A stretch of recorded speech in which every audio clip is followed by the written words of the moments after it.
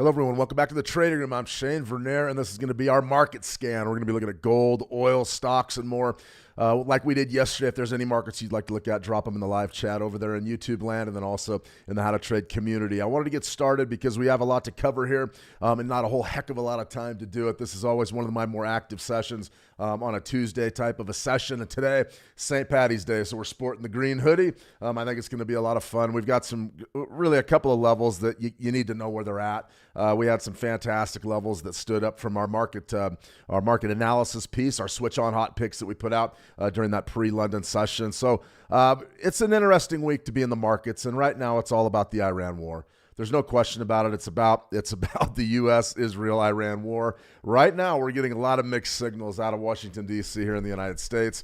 We had a big-time, high-profile resignation today that a lot of folks did not see coming. I'm going to go ahead and cover that. What has that done to the markets? It suggests that there's more uncertainty, but it hasn't really driven prices anywhere. Very, very tight day, very compressed day. Stocks right now are slightly green. Will not shock me if they finish in the red. WTI crude oil right around $95. UK oil right around 102. So not much has changed. It feels like we're waiting for the other shoe to drop. It feels like we're waiting for the other shoe to drop when it comes to price action in our market structure. So I want to welcome everybody back to the Trading Room and the live streams. Let's see. Andrea Garwal, good to see Andrea. Bobby Bob, always a pleasure, Bobby. Tuku, all right. Well, we got Pretty good group with us today. Let's go ahead and just dive right in and see exactly what we can see with regards to a few of our key markets and our key levels. Let's go ahead and start off with gold. Gold is something that everybody trades. Everybody wants to know about gold, and it seems like no matter how many times I answer this question, I still get it repeatedly. Shane, which way is gold going to go? Bullish or bearish, bullish or bearish, bullish or bearish?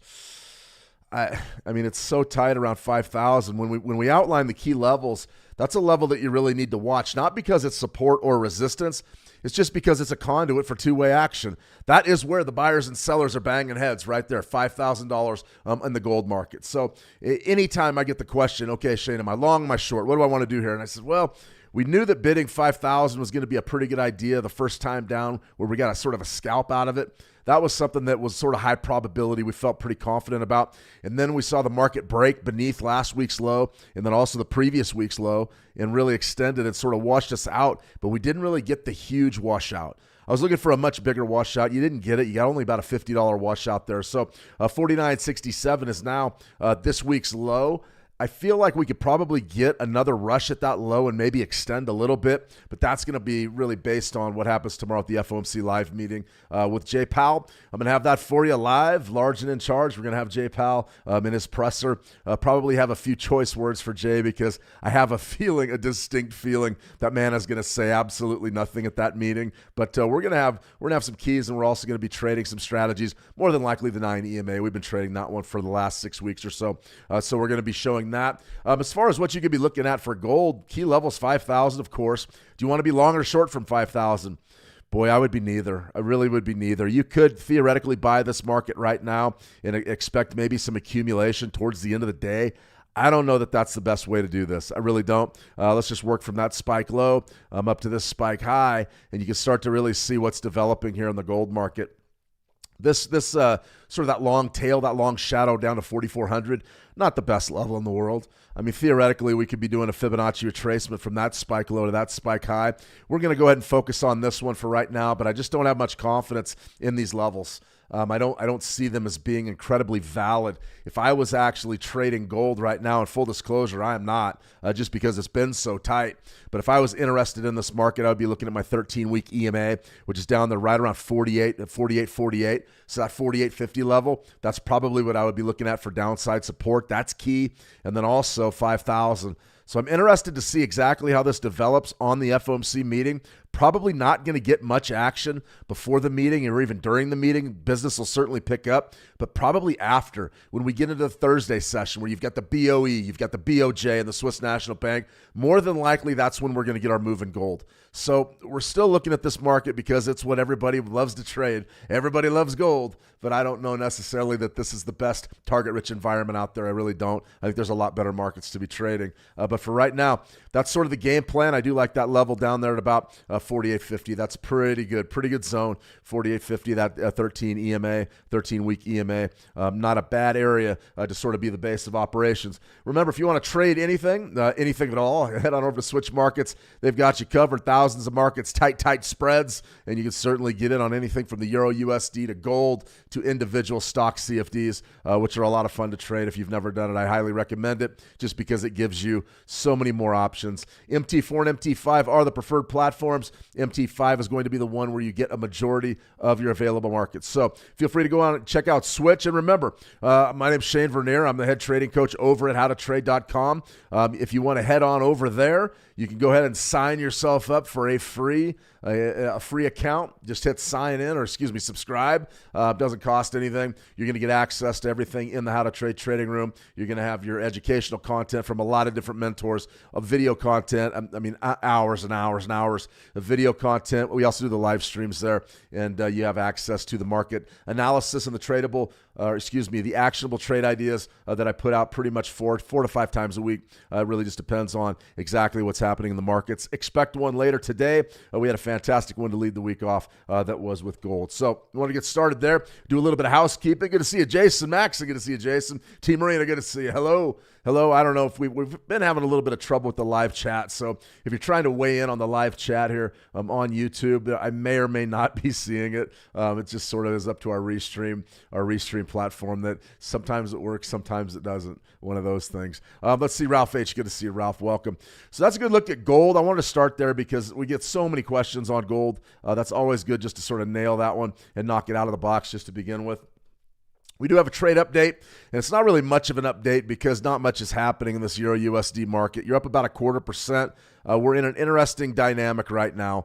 We had really a big two-day sell-off here where the USD was starting to gain some serious traction on the euro today, or excuse me, this week. You've actually had a bounce of about 1%. So if we go out to price action, you can see we were waiting right around that 113.60 area, 113.50, and we just didn't really get it. We were on the doorstep last Friday, about right around 114.11. It looked like if 114 washed out, we were going to get a chance to bid down here and test this area of downside support.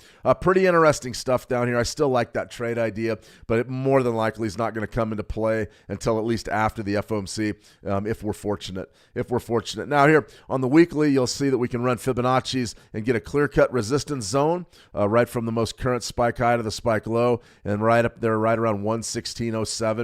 It's pretty good stuff.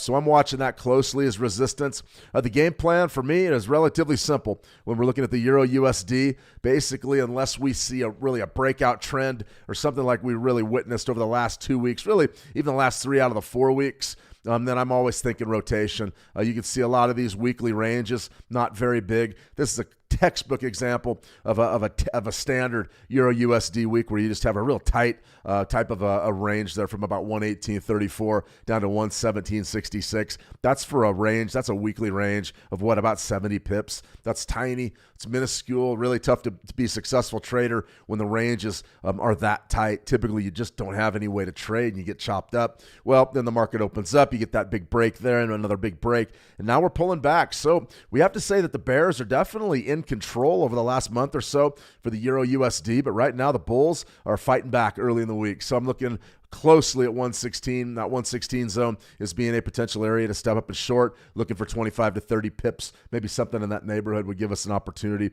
to grab sort of a nice, tight midweek trade, which is a good thing. Which is absolutely a good thing. I think we can get involved with a little bit of confidence from up there. All right, let's head on out to the silver market. I get a lot of questions about silver as well. Haven't really been covering silver.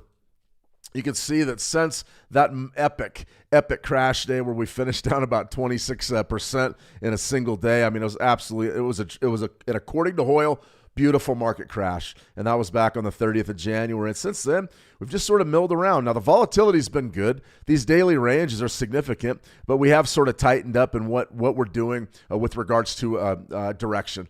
So you've got this big, massive move. You'll notice my Bollinger Bands are sort of open. They're wide open. That suggests more volatility is present. And then we've really tightened up here. And you can see those Bollinger Bands are sort of shrinking down. And when those Bollinger Bands start to become parallel and tighten, it means that the market's flattening out and there isn't as much action in there as there used to be. So is it a good trade? Is it a bad trade? I am not really interested in silver right now. I think that a lot of folks have gotten burned trying to buy up in here, thinking we're going to run back up to those all-time highs, which are right up there over 120. It's not a bad way to do business, taking a shot to the long. The uptrend is certainly still intact. But, man, when we talked about being able to potentially weather a storm, I mean, that's a 20% sell-off right there, and a lot of folks were long, and they got wiped out. So right here, you have another 5% sell-off, 8%. Those are tough. Those are tough storms to weather. So right now, we're in an interesting position. These daily ranges have definitely came way down. You're not seeing the volatility that we saw back in January, but we are seeing the market consolidate right above a big round number, which is 75. So 75 is a big deal for me. I would be watching this in the next several days, but take a good look at what you've got down there. 74.92 right now is your daily Bollinger Band. On the downside, that's with my own personal settings. Bollinger Band is going to be a period of 24. I'm going to go with an EMA framework for that, and I'm going to go with high-low divided by 2 and a standard deviation of 1.9. Those are my own personal settings. That's a little bit of secret sauce, but it's a public domain indicator, so I won't get sued for telling you that. That's for sure. In any case, 75 right there's a big deal. I love that as downside support. We could potentially step up and maybe bid silver from that area. I think it's an interesting zone. I really do. And it may be one that we can target relatively soon. If you are trading silver, be very, very careful. The volatility is there. The participation is there. You have to be committed to what you're doing, meaning your risk management needs to be top notch. That's what it needs to be. If you're going to trade silver, you need to be cutting off your losses and maybe letting those profits run a little bit. For me, I think a bounce over 75 is going to look a lot like our bounce that we got from 5,000 in gold. So we're watching that closely. Definitely a demand zone, at least the last several times it's been tested. It looks like another test of that zone is going to be imminent. No question. Why is silver down from its highs? It's been a pretty good rally in the dollar. The U.S. dollar has gone up. Silver and gold have sort of been held in check, even though the geopolitical uncertainty flying out of the Middle East suggests that metals are going much higher. Hasn't developed just yet. Has not developed just yet. So I want to start out with some markets and a little bit of price action talk here. We've got a couple others that we're going to cover. And like I said, if there's any that you would like to see, if there's any markets that you would like me to go over, I'm more than happy to do that. We got a pretty good framework for breaking down price action. So I feel relatively comfortable really looking at anything you want to look at. All right, let's get on out to the news. It really is one of these sessions where there's not much on the board. There really is not much on the board. It's been absolutely quiet. Wednesday, FOMC Live, that's going to be a big day. Thursday, the BOJ and the S&B, BOE rate decisions, those are going to be significant moves. And then Friday is going to be another quiet day. Now, even though these days are quiet and you don't really have anything scheduled for today, and we really didn't. We have pending home sales. We're going to look at that. That doesn't mean a whole heck of a lot. But if, in fact, you run across a day that is very, very quiet on the economic calendar, but you are fighting a war, you're going to see some volatility no matter what happens in the market. You'll have to excuse me very briefly. It is a little bit dry here. So 1 second, I will be right back. We're having some technical issues.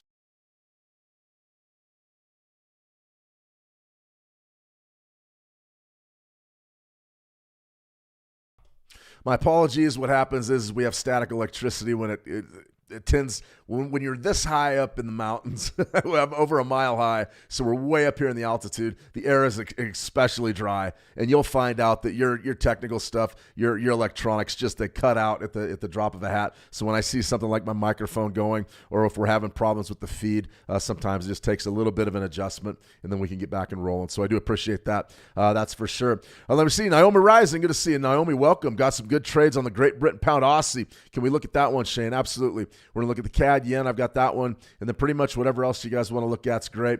Great Britain Pound Australian dollar is a good market. A lot of people are trading that one. I believe we covered that in the switch markets market analysis, our switch on hot picks. All right, let's go ahead and take a look at our schedule. Not much going on here until tomorrow and Thursday. Those are the bangers. Those are the red letter days. Be ready for that news cycle, and we'll cover that in real time as it unfolds. All right, news of the day, not much. ADP employment change weekly. I would not even worry about that. I would not worry about that. It's sort of a newer number that they've been putting out over the last several months, and it's something that we definitely don't need to be wasting money on. Wait for key events, things like CPI, NFP, FOMC Live. Those are the events we need to look at. BOE, S&B, BOJ. Those interest rate decisions, those are going to shake the markets up. You're not going to see the ADP employment change weekly shake much of anything up. So even though we're going to report on these numbers, you don't really need to understand them. Red Book, you don't need to know that at all. Pending home sales, interesting. That's going to be our feature fundamental for today. 1.8%. That's up from negative 0.6% and negative 1% previously. That's actually a pretty big increase. The reason why I wouldn't get too carried away, though, is it's seasonal. A lot of times pending home sales, you'll see that home sales really rise as we roll out of those winter months. So for February is typically going to be better than January, and January is going to be a little bit better than December. Why? Weather in the Northern Hemisphere, weather in the United States over those months can be very, very difficult. And a challenge. Who wants to, move in the middle of a blizzard or when you're looking at 10 or 20 below zero? And the answer is nobody. So typically when we look at the spring buying season, that's really what we're entering right now, especially in the middle of March. So I am not surprised at all that the pending home sales went up just a little bit. You can certainly see the official report. U.S. pending home sales increased by 1.8% month over month in February of 2026, reversing 2 consecutive months of declines and surpassing market expectations of a 0.5% drop. Regional performance performance varied with gains in the Midwest, South, and West. So basically Midwest, that means that the weather lightened up a little bit. That's basically what that means. So I'm not really too carried away with any of it. I think it's okay. News of the day, though, you can see that it did reverse a 2-month losing streak.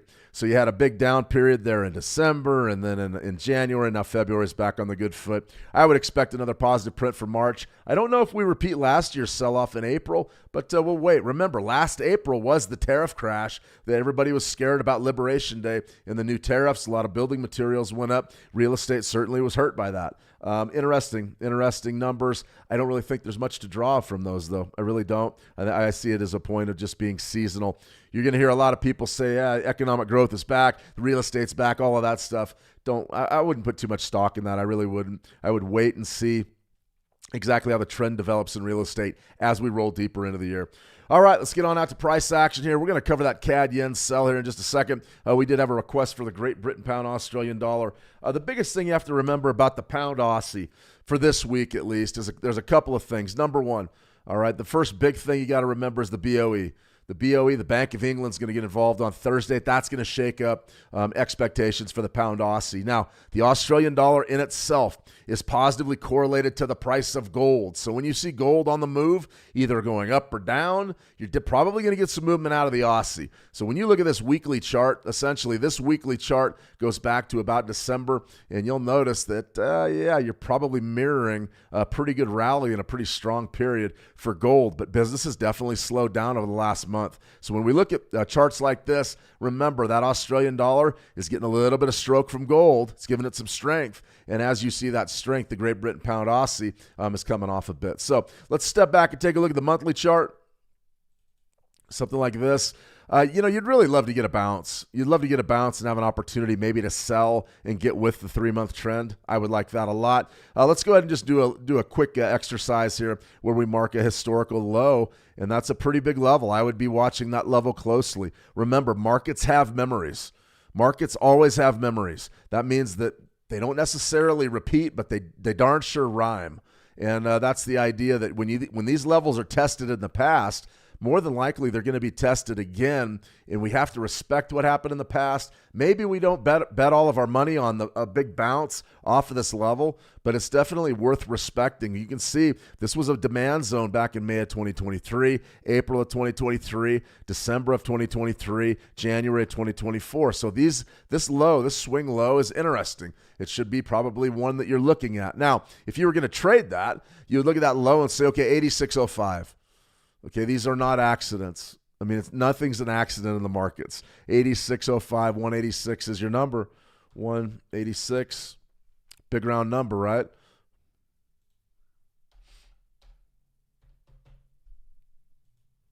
So there it is.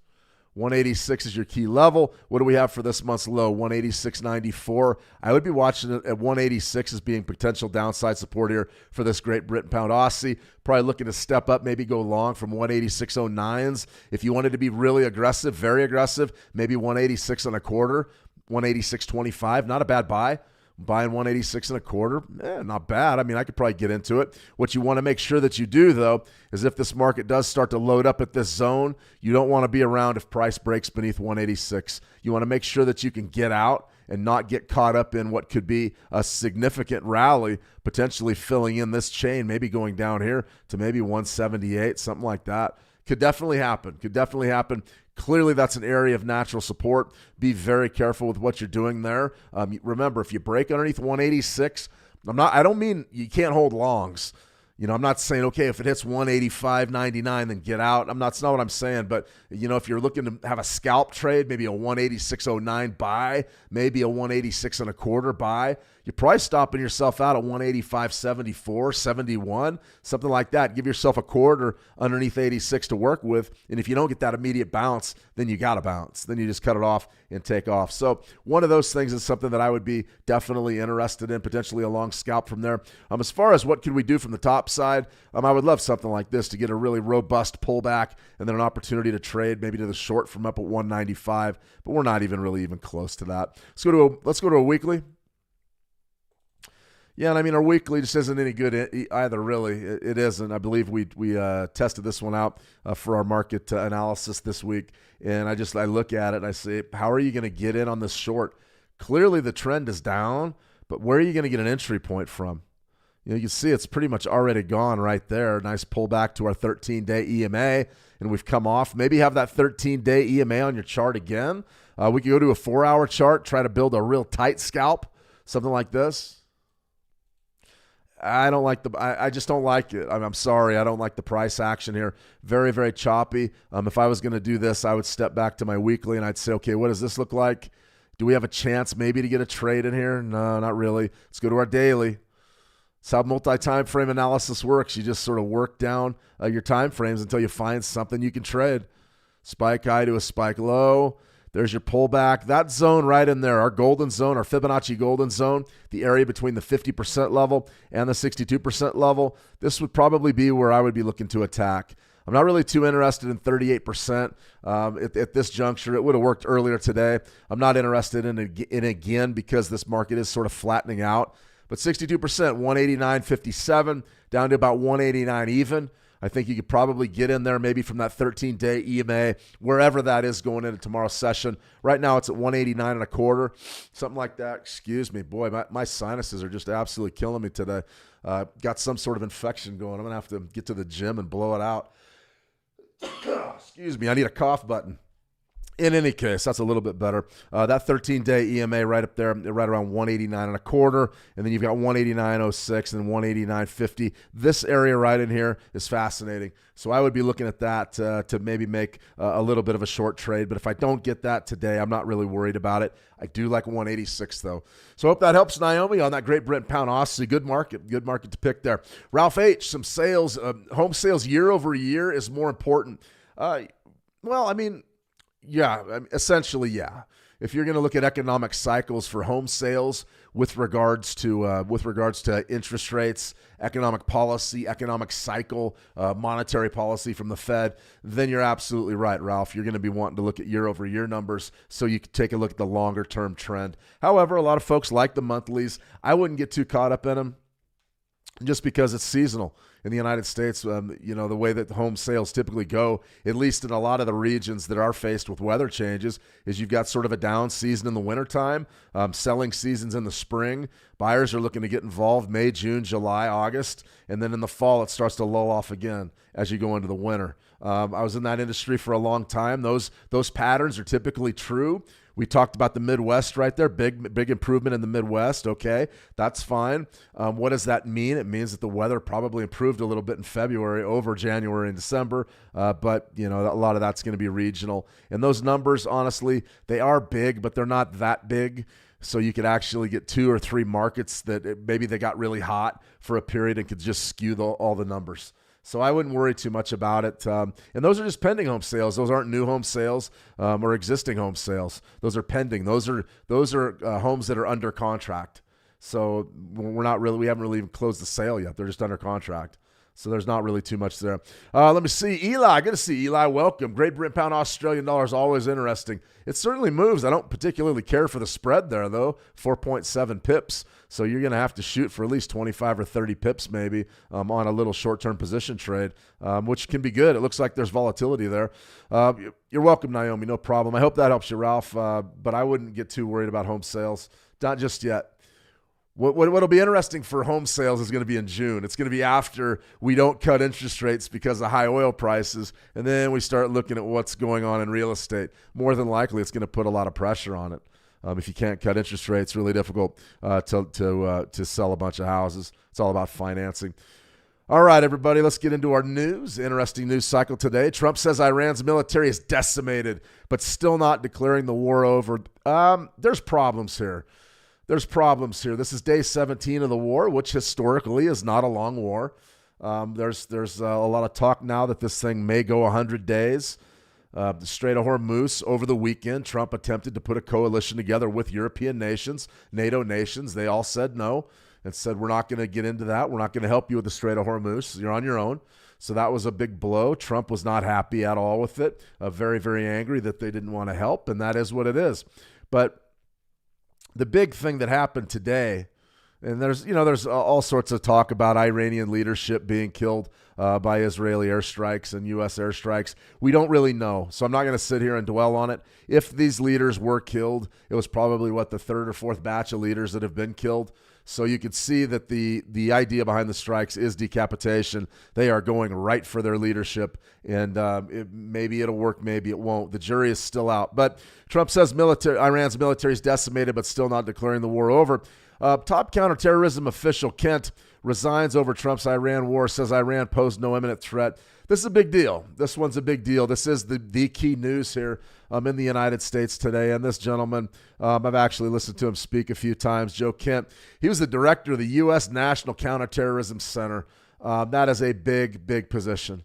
That is way up the list. That's the way up the list in the intelligence agency, way up there. And essentially what Kent did was he resigned out of conscience. This is somebody who was an 11-time, he was deployed 11 times into Iraq and in the Middle East, lost a wife in the war effort. His wife also served. I've actually heard this guy talk a few times on podcasts and things. It's a big deal because it's starting to shake up the administration. Think about what we've had happen here in the last, 90 days. We saw FBI, not the FBI director, but the FBI subdirector, Bongino. He stepped down. You see Joe Kent stepping down. It looks like there's a lot of rumors that the Attorney General is going to be replaced here soon. We also saw the Department of Homeland Security. Kristi Noem was reassigned, essentially was demoted. We've seen a number of Republican, not senators, but people in the House of Representatives that stepped down. They're not going to seek re-election. We saw Marjorie Taylor Greene down in Georgia. We also saw here in Montana, Steve Daines decided he wasn't going to seek re-election. There is trouble in paradise here. And what this means to us is it's going to send a lot of shockwaves through the economy, especially as we go into November's elections. So I'm not going to start talking elections just yet, but this is something that we have to keep our eye on. And this war, this war against Iran is not. I don't have any information. I'm not an insider. I don't have the details from the administration. I don't know what the guys at CENTCOM know. They know a lot more about this than me. But here's what we do know. We do know that it was not a swift victory like many expected. Many people in the intelligence community said this was going to be over in 4 days. Now, originally, Trump said, and they were very, very clear about it, going 4 to 5 weeks, which is what we're on pace to do. We're in week 3, day 17. So if that is basically the timeline, that was the initial timeline that we were given, this needs to start winding down here in another week. So when we see the statements out of the Trump administration that, okay, we've bombed all their military, they don't have a Navy, they don't have an Air Force. Yeah, it never really did, though. And that's sort of what I'm saying is there's a real vacuum in the information that's trickling out of Iran now, and people don't really know what to believe. And that is, the prima facie evidence that things are not necessarily going according to plan per se, is you've got elevated crude oil prices. And there's no two ways about that. You're trading 95, 83, and it feels like this U.S. oil contract could break out to the bull at any time given the appropriate news cycle.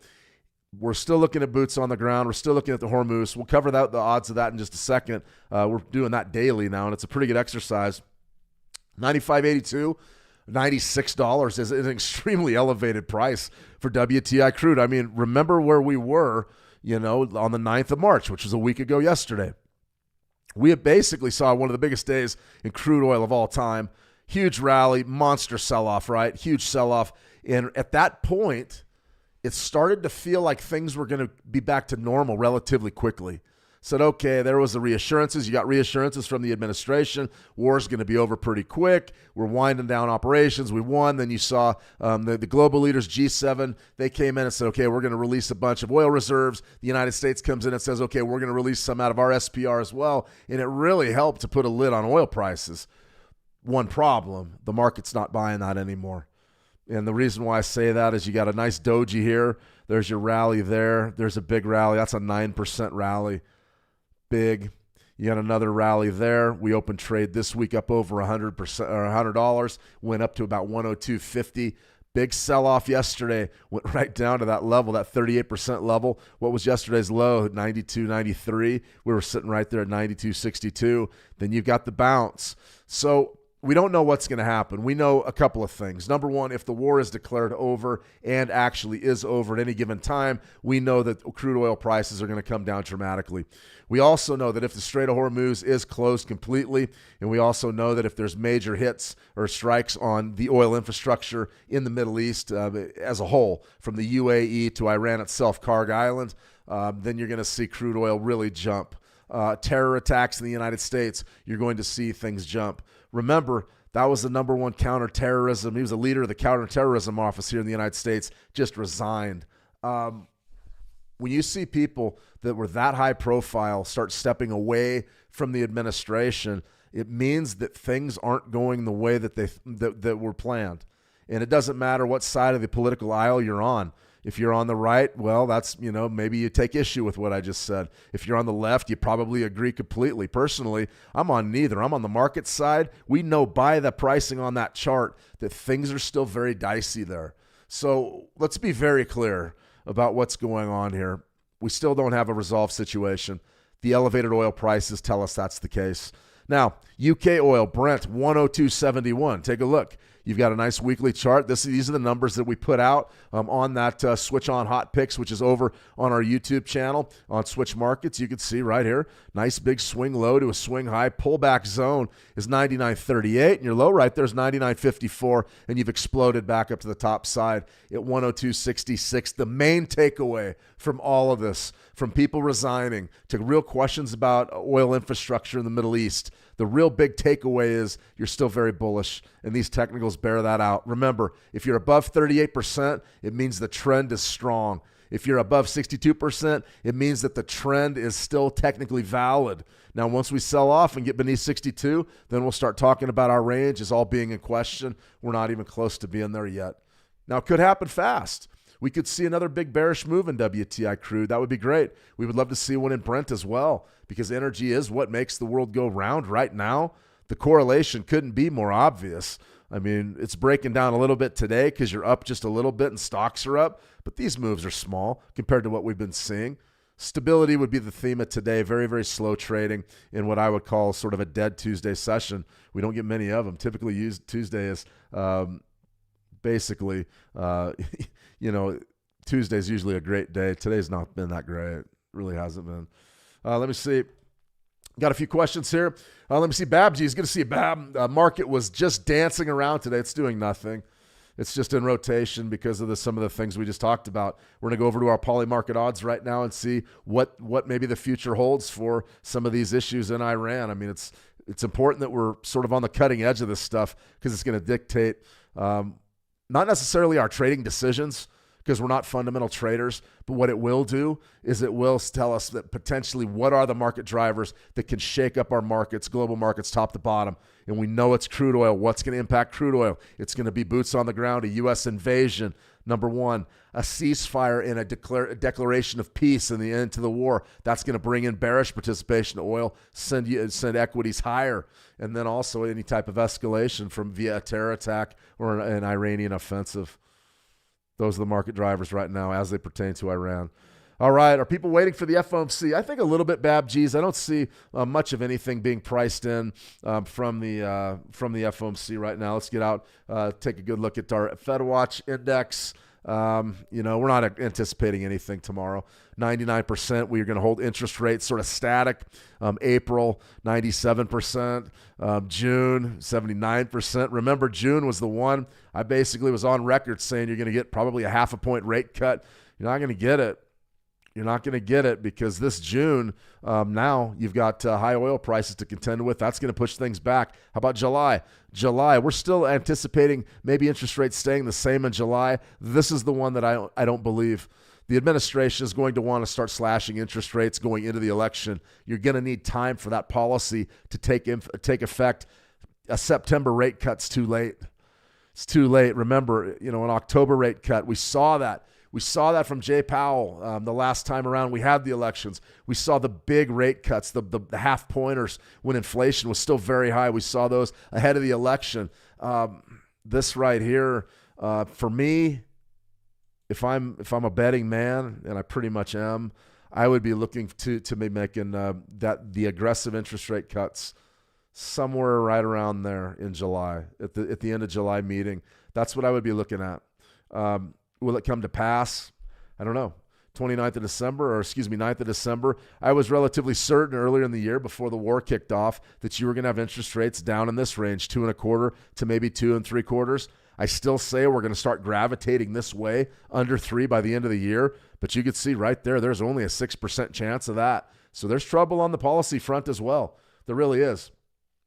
Now let's see here. We've got a few things, a few questions here. 512, Eli, can you flip the Fibby here from high to low? Yeah, we already got it. Yeah, absolutely. Yeah, if you have any questions, I'll be sure to ask. That's what we're here for. Let me see. T Marina, Shane, my tasty FX swing trade got stopped out only because the spread jumps from 1.8 at entry to over 18. That caused my stop loss to trigger. How in the world to tackle this? What time of day did your stop loss trigger? My guess is if you were in that situation, probably towards the end of the Forex trading day when they were maybe settling trades and balancing the books. A lot of times you see the volatility in the spreads. The spreads get very erratic right around that Forex close. If that's when it was, that could be. It could have also been a big news event. It was during the overnight, yeah. A couple of things you can do. Number one, you can move your stop loss and give it a lot more room. I don't really believe in that, though, because I have a feeling that if you expand your stop loss and then you get hit on that, you know what I'm saying is if it went to over 18 and your stop loss got triggered, who's to say the next time it won't be up over 25 or 30 or 40? That's an incredible move of 1.8. The spread's at 1.8 to 18. I mean, you almost have to take your stop loss off the board. If you're going to be making those kind of trades, but it just opens the door for disaster if the markets really move against you. That's one of the reasons, T. Marina, why a lot of traders don't trade during the overnights. They wait for the U.S. session or they wait for the London session. So it's a great question. I mean, how do you do it? If you're in front of the computer, I would say just take your stop loss off the board and manage it manually. But if you're not in front of the computer during the overnight, you're just setting up your automated trades, my guess is you're probably going to have to live with it. And it'd be a situation where if it starts happening too many times, then you're probably looking at switching brokers. That's what I would say. But I know there's a history of that spreads going absolutely crazy right around the Forex close and on news events too. What market was it? Just curious. I mean, also the spot gold spreads are crazy. I mean, they bounce around so much that but from 1.8 to 18, was it actually in a Forex pair? It's a tasty FX swing trade. I'm curious. That's really incredible. That's a big variance. That's for sure. All right, let's look at a few Iran predictions, and then we're going to go ahead and call it a day. We got a long streaming schedule tomorrow. Wrong button. Long streaming schedule tomorrow with FOMC Live. So let's just go ahead and hit on a few of these concepts here today. So day 17 of the Iran-U.S.-Israel war. Let's take a look at some of our odds. Will Iran strike Israel on March 10th? Yeah, those markets are already over. This is interesting to me. Will the Iranian regime fall by March 31st? Only a 5% chance. Regime change is starting to look, starting to look improbable. If this war is about regime change, are you in it till the end of the year? Are you in it for 100 days? What's it going to take to make the regime fall? Probably ground troops. That's what I would say. Interesting odds, though. So it looks like it's going to be more of the same until at least for the next several weeks. What you'd be looking at here, I'm not really too worried about these probabilities. We've already hit a lot of those. U.S. by Iran ceasefire by December 31st, 71% chance. So we're saying that there will be a ceasefire by the end of the year. How about by June 30th? There's going to be a lot of things happening in June. You're going to get a new Fed chief. You're going to have maybe a ceasefire. There's going to be a lot of things happening there. Going to be a big month to trade. Usually June's quiet. So that's going to be interesting. Iranian leadership change by December 31st. What does that really mean at this point? U.S. forces enter Iran by, this is a big one. This is the big one. By March 31st, 24%. By December 31st, 61%. So you're actually the odds-on favorite to see ground troops in Iran by the end of the year is 61% chance.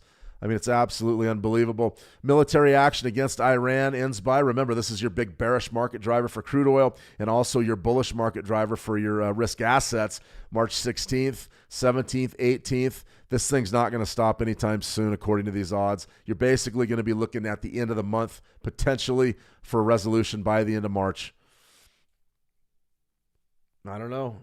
That means that you're in for a prolonged dust up here. There was one other one that I wanted to see here. Karg Island no longer under Iranian control. We wrote up the significance of Karg Island in the newsletter for this week. Go in and check it out. Essentially, that's where that's the big hub for Iranian oil exports and refinery operations. That's a big one. A lot of people believe that's a target. That's going to be a target for U.S. ground troops to take the island. I don't know. That seems to be a bold move. We'll wait and see. Trump announces the end of military operations. It's unbelievable, some of this stuff. U.S. escorts commercial ships through Hormuz by March 31st. This is a big one. How many ships transit the Strait of Hormuz this week? You're talking about the exact number of ships. Remember, oil has not been stopped completely through the strait. It's still being shipments that are still being stopped with, they're being permitted are denominated in Chinese yuan. So there still is oil flowing through Hormuz. It's fascinating what's going on, that's for sure. U.S. escorts commercial ships through Hormuz by the 31st. This is interesting. A lot of military strategists believe that this is going to be an extremely tough sell because those Navy ships could potentially be sitting ducks in the strait. If you've seen the topography around the Strait of Hormuz, essentially you've got some mountainous areas, sort of a desert mountainous areas, and a lot of folks believe that the forces amassed there by Iran are significant. So if you're talking about maybe a U.S. ship being sunk in Hormuz, that's one of the big deterrents from sending them through the strait. A lot of folks believe they're sitting ducks. I'm not a military strategist, but it does stand to reason that there's a lot of armament in those mountains, and it's a tremendous risk sending the Navy ships through the strait. If it wasn't, they would have already done it. So we will see. The Strait of Hormuz is definitely going to be the number one market driver, but don't forget about Karg Island. Karg Island is the big hub there. A lot of folks are talking about potentially the United States going into Karg Island potentially and making a play there. Why Trump's Karg Island attacks, wrong thing here. Why Trump's Karg Island attacks could make the oil crisis worse. Trump says U.S. may hit Iran's Karg Island again just for fun. I mean, this is crazy stuff, essentially. U.S. control of Karg Island can break Iran's will. It's clearly a target. It's just a question of how are you going to be able to go in there and maybe assume control of it without destroying the infrastructure. What happens if you flatten Karg Island? You're knocking that oil infrastructure off the board. Probably the estimates it's going to take a decade to rebuild. So it's not necessarily what the United States wants to do. You don't want to actually do that, and then maybe you have regime change and then have to go back in and rebuild that. That's also going to take more global oil off the oil markets. So to me, it's a very sticky situation. I always say this, and I really do. I always say this, was when you're looking at something like a war, or if you're looking at something like a geopolitical uncertainty, it's all about risk. Right now, the VIX is telling us a little bit. The VIX is down big from those highs up above 35. We're coming right back down to that long-term average around 21. That suggests that maybe the hype of the last 3 weeks, you can see this is pre-war, bang. Okay, the war kicks off. We're coming right back down to 21. So from an investing standpoint and from a trading standpoint, political opinions don't matter. They don't matter. What matters is what's happening in the market, what's being priced into the market, and what do we believe is going to happen in the future. We just outlined the key market drivers. We talked about the Strait of Hormuz. We know that if a boat gets sunk in there, if there's a big conflict around that strait, crude oil prices are going to explode to the north. We already know that. Karg Island. If the United States launches a major offensive on Karg Island and cannot assume control of it without destroying the oil infrastructure there, then you're going to have a major spike in crude oil. And that's going to be priced out to the future. If you take all of that, essentially all of that supply off of the market, even from Iran itself, That's less oil on the global markets. That's going to make places like China go looking elsewhere to secure oil. And in order to do that, a lot of times, a country like China or interested parties, they will pay a premium just to make sure that their energy needs are met. And if you have one huge economy that's paying a premium for crude oil, the companies are going to sell it at a premium. So that right there derails the whole oil market. There's so much going on here that do we hit it all? I mean, can a person hit it all? One of the interesting things is natural gas. Natural gas has come off big. Here's your weekly chart. We had a trade idea down here, 2025's low, and now we're still sort of trending down there. We may actually get an opportunity to bid a little bit later this week. Why would natural gas sort of be failing a little bit over the past 3 weeks where crude oil has exploded to the top side? It's a fascinating question. It really is. One thing is we're going into spring seasonality, so there isn't as much gas consumption to heat things like homes and businesses right now in the northern hemisphere. That's one driver. The second driver is clearly there's confidence that natural gas LNG reserves, maybe from the United States, maybe from shale operations, can maybe offset some of the loss from Persian Gulf natural gas. It's a challenge. It's a challenge to figure all this out, and it really will test our mentality. So remember, fall back on your technicals. Understand which news items are going to shake the markets up and which aren't. And we know that a lot of this stuff is just sort of subterfuge. Pending home sales don't mean anything. Trump, this is the second, now think about it. This is the second week in a row Trump's come out and said, well, the war is pretty much won, but I'm not ready to declare it's over. He did that last Monday. He's doing it again now, and it's not having the same impact on the markets. You're not getting the big rally and the big sell-off. So what we're seeing now is the markets are becoming more and more skeptical about the official narrative coming out of that region.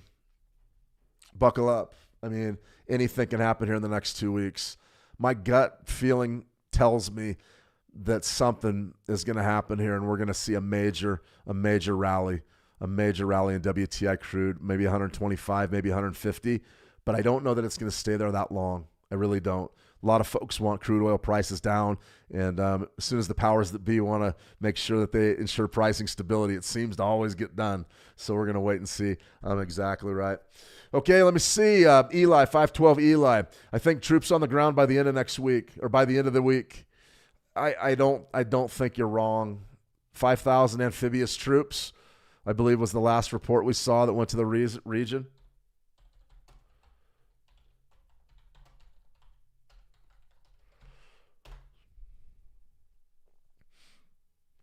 U.S. Marines and warships being moved to the Middle East. The unit headed by USS Tripoli, that's a big one, typically consists of about 5,000 sailors and Marines distributed across warships. The thing is those Marines are amphibious, meaning they land on beaches. They take beaches. That would be it, Eli. That would be what you're talking about. Let me see, DT. Good evening, Dawayeri from Nigeria. Good to see you, DT. Welcome. Just a little bit late, but that's okay. You can catch us on demand. I'm going to be signing off here momentarily. Let me see, 512 Eli. Iran said get ready for 200 a barrel. I don't know if they can deliver 200 a barrel, but we know it can spike to 125 very easily. Let me see, DT. I have a question. Will the FIFA World Cup affect the market? It's a good question. It's not a bad question. It's definitely a potential terror target. I believe they were accepting communications or intercepted communiques that FIFA was a potential terrorist target.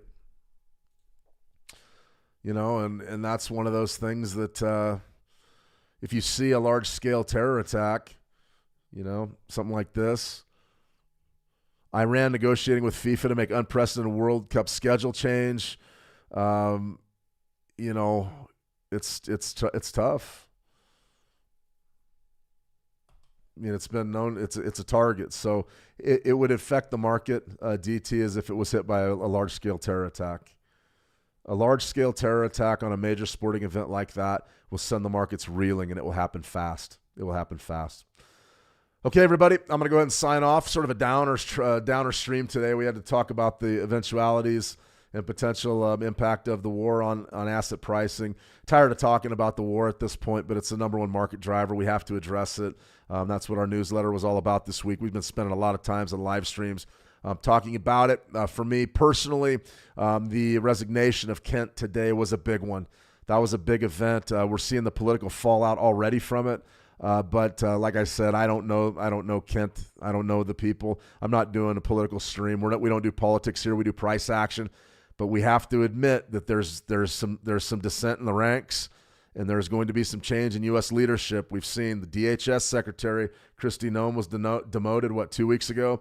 Kent resigns. We saw Bongino right back in December. He resigned his position. There's several Republicans, not senators, but representatives that have decided not to go for re-election. There is a lot going on here behind the scenes, and it all has to do with the election year and some of the polling numbers that are coming back on the Iran war. Deep political divide here in the United States right now, but we'll see how it pans out.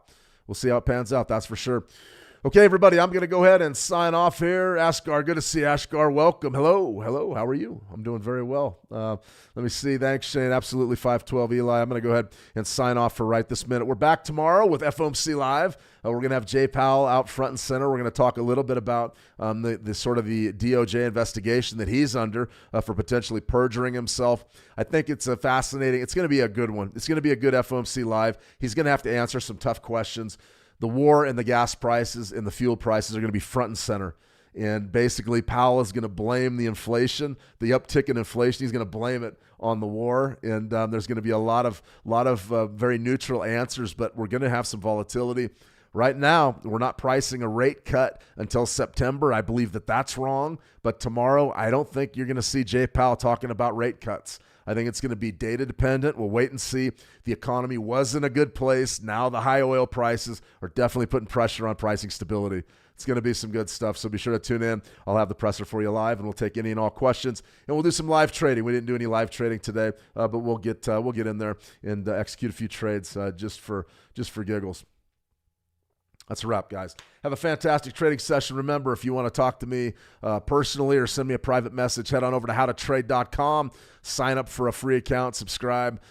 Just click on my picture, send me a message, and give me a shout out, and I will get back to you in short order. And I answer every single message I get, so you can certainly chime in there. I'm way behind on answering my YouTube messages, though, so you're going to have to give me some slack. I'm going to try to catch up with that this week, but there's so much going on. So FOMC Live tomorrow, that's the big one. Thursday, Switch Markets Live webinar, how to trade crude oil. It's sort of my soup du jour. That's been my specialty for about a decade now. So when I see the crude oil markets moving, I'm pretty happy, and they really are dictating everything we're seeing in the markets.